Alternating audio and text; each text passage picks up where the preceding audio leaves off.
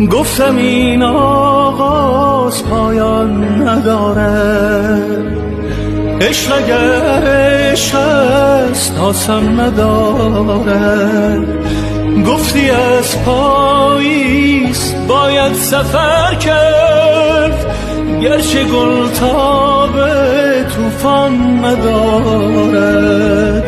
آنکه لیلا شد در چشم مجنون، هم نشینی جز باران ندارد.